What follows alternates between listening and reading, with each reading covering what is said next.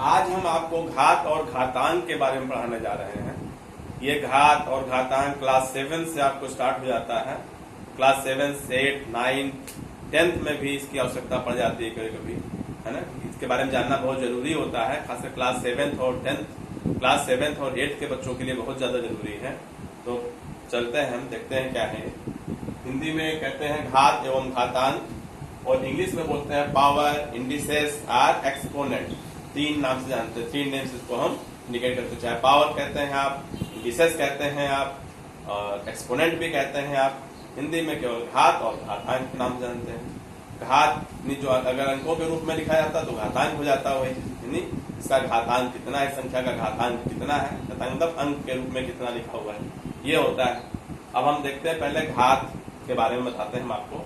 मान लीजिए कोई एक अल्फाबेट है या अक्षर है, कोई संख्या है a, ठीक है, और इसके ऊपर एक छोटी सी संख्या हमने लिख दी, यहाँ पे m ने लिख दी है, ये m लिखा, ठीक है।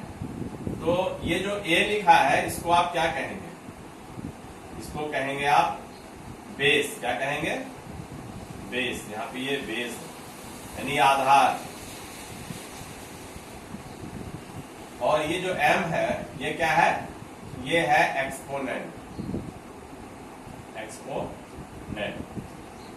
मीन्स यही आपका घातांक है, घातांक बोलेंगे, ठीक है।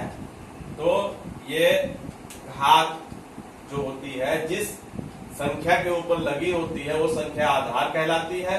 और जो ये छोटा और घातांक को हमेशा थोड़ा छोटा करके लिखा जाता है, किसी के बराबर नहीं लिखेंगे, छोटा करके लिख देते हैं, तो लगता है कि हाँ घात लगी हुई संख्या में, ठीक है। यहाँ पे जैसे मान लीजिए हम क्या कहें, अगर मान लीजिए यहाँ पे आपने लिखा a की पावर 3 लिख दिया यहाँ पे, यानी यहाँ पे a क्या हो गया? बेस इसमें क्या हो गया?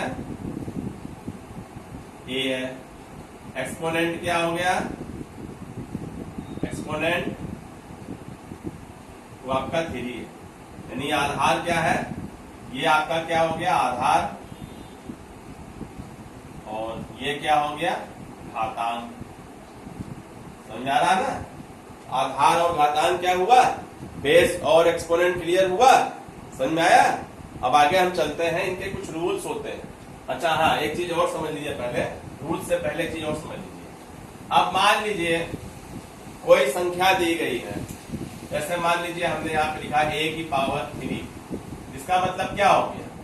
जिस संख्या के ऊपर ये घात लगी है, यानी घातांक लिखा हुआ है, इसका मतलब हुआ उस संख्या को उसी संख्या से कितनी बार मल्टीप्लाई करना होगा जितनी उसकी घातांक होगी, जो उसका घात होगा, जो उसका घातांक होगा। जैसे यहाँ पे a है, a का घातांक कितना है? 3 है, यानी यहाँ पे बेस क्या है? a है, और उसका जो एक्सपोनेंट है वो 3 है।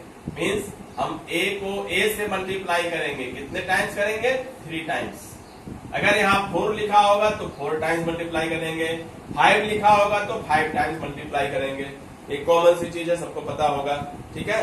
अब सपोज कर लो यहाँ पे हमने लिख दिया 2 की पावर 4 लिख दिया हमने यहाँ पे, इसका मतलब हो जाएगा 2 इंटू 2 इंटू 2 इंटू 2 को 2 से ही 4 टाइम हमें मल्टीप्लाई करना है। इसका रिजल्ट क्या आएगा? मल्टीप्लाई के लिए जो आएगा 2 2 4 2 16, इस तरह से। बात समझ में आया? तो इस तरह से जो है हम इनको करते हैं सॉल्व। इससे क्वेश्चन अगर आते हैं एक्सपोनेंट लगा हुआ है, वैल्यू पता करिए, तो ये ऐसे वैल्यू पता कर लिया आपने। तो अब हम आते हैं law of exponent, laws of exponent, घातांकों के नियम, घातांकों के नियम। उसे तो मिला के मेन 5 नियम है इसके, 5 लॉज हैं इसके। पहला फर्स्ट लॉ का जो है जैसे ये है, सपोज कर लीजिए अगर यहाँ पे लिखा हुआ है a की पावर m इंटू a की पावर n, यहाँ पे आप क्या देख रहे हैं? दोनों के जो बेस हैं, 2 नंबर्स को मल्टीप्लाई किया है, लेकिन दोनों सेम है। बेस दोनों के आधार क्या है? सेम है, केवल इनके घातांक अलग अलग हैं। क्या है? घातांक इनके अलग अलग। तो इसको हम कैसे लिखेंगे?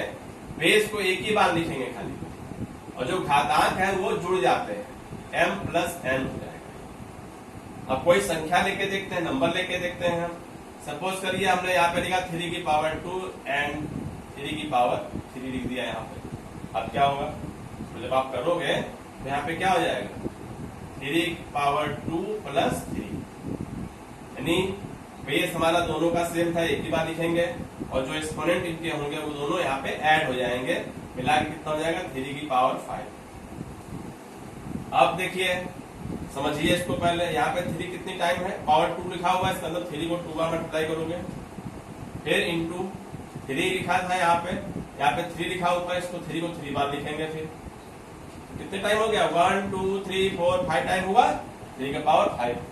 बताया था ना मैंने पहले, जितना ऊपर इसका जो एक्सपोनेंट लिखा होता है, जो घातांक होता है, उस नंबर को जितना घातांक होगा उसी नंबर से उतने ही बार हम मल्टीप्लाई करते हैं। तो वही आया कि नहीं आया, इस तरह से इसको आप लिखते हैं। ठीक, अब आते हैं हम लोग सेकेंड लॉ पे। सेकेंड लॉ है डिवीजन का लॉ। अब सपोज कर लीजिए a की power m divide by a की पावर n, जैसे लिखा हुआ है। यहाँ दोनों में बेस सेम है, बट इनके एक्सपोनेंट यानी जो इनका जो आधार क्या लगे घातांक है वो अलग अलग है। इसको हम कैसे लिखेंगे सेकेंड लॉ में, देखिए ये हो जाएगा m माइनस n, जो बेस है नीचे का जो नंबर है वो उसका जो एक्सपोनेंट होगा, जो फर्स्ट वाला जो यहाँ पे क्या बोलते हैं इसको आप, जो ऊपर क्या कहते हैं इसको, न्यूमरेटर एंड डिनोमिनेटर होता है ना, तो जो न्यूमरेटर का जो है एक्सपोनेंट होगा उसमें से डिनोमिनेटर का एक्सपोनेंट जो है माइनस कर दिया जाता है, घटा दिया जाता है। यानी कि नीचे वाले जो आधार है नीचे का, उसका जो घातांक है, उस घातांक को ऊपर वाले नंबर के घातांक से हम माइनस करते हैं, घटा देते हैं। जैसे अब नंबर कोई लेते हैं, मान लीजिए आपने यहाँ पे लिखा 3 की पावर 4 अपॉन 3 का पावर 2 लिख दिया। समझ में आई? ये क्या हो जाएगा, यहाँ पे 3 का power 4 minus 2 is equal to कितना आएगा, बताइए, 3 की पावर 2 बचेगा, होता है, ये हो गया। अब इसको अगर सॉल्व करते तो क्या आंसर कितना आता, 3 इंटू 3 इंटू 3 इंटू 3 लिखते 4 टाइम ना ऊपर लिखा था भाई, 3 के ऊपर घात कितनी है, 4 है, उसको 4 बार यहाँ करते हैं, आगे हर जगह नहीं है। 10 समझ लीजिए, जैसे मान लीजिए चेक करिए 3 की पावर 4 है अपॉन 3 की पावर 2 है, तो लिखोगे 3 into 3 into 3 into 3 upon 3 into 3। अब ये कैंसिल, ये कैंसिल, ये कैंसिल, ये कैंसिल, अब देगा 3 की पावर 2। इतनी बात है, तेरी बात 2 बार आया तो घात 2 हो जाएगी, ये आया यहाँ पे, समझ में आया ना? इस तरह से सॉल्व करेंगे। इसके बाद आपका आता है तीसरा नियम। तीसरे नियम में क्या है, थर्ड लॉ। सपोज करिए a लिखा है, यहाँ पे इसका एक्सपोनेंट m है और ब्रैकेट लगा दिया हमने, और यहाँ पे n हो गया, तब क्या होगा, संख्या तो अंदर एक ही है, तब हम ये सीधे जो एक्सपोनेंट दिए होते हैं, जो घातांक होते हैं, उनको गुणा कर देते हैं, उनको मल्टीप्लाई कर देते हैं। ये हो जाएगा आपका is equal to a m into n को मल्टीप्लाई करते हैं। अब कोई नंबर लेके देखते हैं हम लोग, ऐसे सपोज कर लो यहाँ पे हमने 3 लिखा, पावर 2 है यहाँ पे हमने पावर 3 कर दिया, इक्वल टू क्या हो जाएगा, 3 पावर 2 इंटू 3 इक्वल टू 3 का पावर क्या हो जाएगा 6, दैट इज 3 टू 6। ठीक है, अब देखिए ये कैसे होगा, वैल्यू कितनी आएगी इसकी मान लीजिए पता करनी हो। अब यहाँ पे ये 3 का पावर 3 इंटू 3 लिखा हुआ है, पावर कितना है 3 है। अब यहाँ पे क्या हो जाएगा, 9 का पावर क्या हो जाएगा 3। अब अगर आप 9 को 3 टाइम मल्टीप्लाई करेंगे, 9 9 जा 81, 81 9 जा हो जाएगा 9 9 729, ये आएगा। ऐसे इसको अगर 6 टाइम मल्टीप्लाई करोगे आप लिख करके 3 into 3 into 3 into 3 into 3 into 3 1 2 3 4 5 6 आ जाएगा। 3 या 9 या 27 पढ़ोगे आप 81 आएगा, 81 से 43 आएगा, 243 3 ये आ जाएगा। ठीक है, तो इस तरह से मल्टीप्लाई करते हैं। इसके बाद आगे देखते हैं फोर्थ लॉ में क्या है। फोर्थ लॉ में आप जाओगे, जैसे सपोज कर लीजिए यहाँ पे कोई एक्सपोनेंट आपका फ्रैक्शनल फॉर्म में लिखा हो, इस तरह से लिखा, ठीक है, या सॉरी फ्रैक्शन नहीं, नेगेटिव फॉर्म में लिखा, माइनस में लिखा, पॉजिटिव लिखा था तो कोई दिक्कत नहीं थी, अब ये माइनस में आ गया। जब ये माइनस में हो जाएगा तो इसका मतलब हो जाएगा इस नंबर को 1 से हमें 1 को इस नंबर से डिवाइड करना होता है, जैसे 1 इसका हो जाएगा 1n पावर n, इस तरह से ये a माइनस n जो था यहाँ पे आके प्लस हो जाएगा, एक्सपोनेंट इसका क्या होगा, चेंज हो जाएगा, ठीक है, ये हो गया। या फिर मान लीजिए हमने यहाँ पे लिखा है 4 पावर -2 लिखा है, कैसे लिखेंगे इसको, 1/4 की पावर 2, ये इस तरह से लिखेंगे, क्लियर। आगे देखते हैं कोई और नंबर ले, इसी को अगर हम इन्वर्ट कर दें, अब मान लीजिए इसी को भी हम ऐसे लिखते हैं,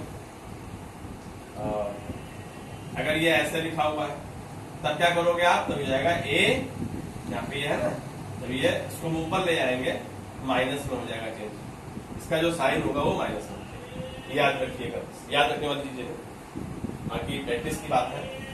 अब इसके बाद आगे आते हैं, अब मान लीजिए यहाँ पे कोई भी नंबर है, ये 5th रूल होगा इसका, यहाँ पे इसका एक्सपोनेंट 0 दिया है, बेस 0 नहीं होना चाहिए, यहाँ पे a not is equal to 0, यानी बेस हमारा 0 ना हो, बाकी एक्सपोनेंट अगर 0 है तो उसका वैल्यू क्या होगा, 1। जैसे मानिए 2 है तो एक्सपोनेंट 0 दिया, इसका वैल्यू क्या आएगा, 1 आएगा। यहाँ पे 6 लिखा है, वैल्यू 0, एक्सपोनेंट 0 दे रखा है, इसका वैल्यू क्या आएगा, 1। कभी भी किसी भी बेस का एक्सपोनेंट अगर 0 है तो उसकी वैल्यू क्या होगी, 1 होगी, ये याद रखना है, ठीक है। नेक्स्ट, बहुत सारे इस तरह से हैं करने के तरीके इनके सॉल्व करने के। अब मान लीजिए यहाँ पे 6 नंबर पे आते हैं हम लोग, a इंटू बी लिखा हुआ है, ब्रैकेट लगा दिया हमने, यहाँ पे m कर दिया, इसका मतलब क्या हो जाएगा, इस m से a के एक्सपोनेंट को मल्टीप्लाई करना है, फिर इसी पावर से b के एक्सपोनेंट को भी मल्टीप्लाई करना है, मींस इसको हम ऐसे लिख सकते थे a की पावर m, ऐसे मत लिखिए आप, डाइट करिए, यहाँ पे कोई भी एक्सपोनेंट नहीं दिया है, मतलब यहाँ पे 1 है, अंडरस्टूड है, याद रखिएगा जब भी कुछ भी एक्सपोनेंट ना हो तो वहां पे एक्सपोनेंट क्या होता है, 1 होता है, ठीक है। तो हम यहाँ पे लिखते नहीं है, खाली इसको जब खोलेंगे ब्रैकेट तो ये हो जाएगा a की पावर m इंटू b की पावर m, इस तरह से लिखेंगे, क्लियर। इसके बाद आगे देखते हैं हम लोग, फ्रैक्शन फॉर्म में मान लीजिए लिखा है ये a की पावर m अपॉन b की पावर m लिखा है, तब हम क्या करेंगे, इस तरह से अगर लिखा हुआ है, या फिर ऐसे लिखा हो a अपॉन यहाँ पे b लिखा हुआ है, एक्सपोनेंट m लिखा हुआ, तब भी वही चीज हुआ, यहाँ पे इसी को पढ़िए आप खाली, अभी a की पावर m हो जाएगा अपॉन b की पावर m हो जाएगा, इस तरह से हम इसको डिनोट करते हैं, लिखते हैं, ठीक है ना। अच्छा, एक और देखिए, मान लीजिए ऐसा लिखा हुआ है, a की पावर m लिखा हुआ है यहाँ पे, और यहाँ पे a की पावर n लिखा हुआ है, तब क्या हो जाएगा, ये मैंने बताया था ना, इसको हम ऐसे लिख सकते हैं, मान लो इसको ऊपर ले जाओगे तो इंटू के फॉर्म में आ जाएगा, ये a की पावर -n हो जाएगा, जब ये ऊपर जाएगा उसका साइन क्या होगा, चेंज हो जाएगा ना, तो क्या हो जाएगा, a की पावर m, हमने कहा था इंटू करते हैं, बेस सेम है तो ये ऐड होना चाहिए, प्लस साइन लगाओगे, इसका एक्सपोनेंट क्या माइनस में है, इसमें है माइनस में है, ये हो जाएगा a की power m plus minus n, तो ये सीधे सीधे क्या लिख जाते हैं, ये लिखेंगे इसकी जगह पे, इसके बाद ये सीधे आ जाएगा, तो समझा दिया कि कैसे आया ये, है ना। तो इसका मतलब क्या हुआ, अभी देखिए यहाँ पे कैसे लिखेंगे, सीधे a की पावर m माइनस n हो जाएगा, समझ में आया। तो इतने सारे रूल्स हैं इसके, बहुत सारे रूल्स हैं, और अभी कुछ और बताना है थोड़ा सा, तो ये समझ में आ गया कि नहीं आ गया। अब सपोज करो आप, लिखा हुआ है यहाँ पे ऐसे लिखा हुआ, रूट का साइन लगा हुआ है, क्या बोलते हैं इसको हम लोग, अंडर रूट, यहाँ पे अंदर 3 लिखा हुआ है, इसका मतलब हो जाएगा 1/2, यहाँ पे 3 का जो है सेकंड रूट फाइंड करना है। क्या फाइंड करना है? Second root. अब यहाँ पे 2 एक्चुअली होता है लेकिन हम लिखते नहीं, केवल स्क्वायर रूट का साइन लगा दिया। इसको कहते हैं स्क्वायर रूट कहते हैं। ऐसे कर दिया था अंडर रूट में लिखा हुआ तो ऐसे लिखा जाएगा। मान लीजिए यहाँ पे लिखा हुआ ऐसे, इस तरह से लिखा है 4 यहाँ लिखा है, इसका अंदर जाएगा 4 1/3। ठीक है। अगर यहाँ पे सपोज कर लो ऐसे लिखा हुआ है, यहाँ पे 5 लिखा हुआ है, मतलब 5th root of the 5 find, 4th root of the 5 find. इसको ऐसे लिखा जाएगा यहाँ पे। ठीक है। देखना होगा यहाँ पे बाहर ये क्या लिखा हुआ है, याद रखिएगा हमेशा ये नंबर जो होगा इन दोनों के अंदर ही रहेगा, बाहर नहीं रहेगा। बाहर रहेगा मतलब फिर बदल जाएगा। इस तरह से आपके ये एक्सपोनेंट के बहुत सारे रूल्स हैं। अब आप इनके बेस पे क्वेश्चन करेंगे, नेक्स्ट वीडियो में बताएंगे क्वेश्चन कैसे किए जाते हैं इसके हमें। ठीक है। ओके।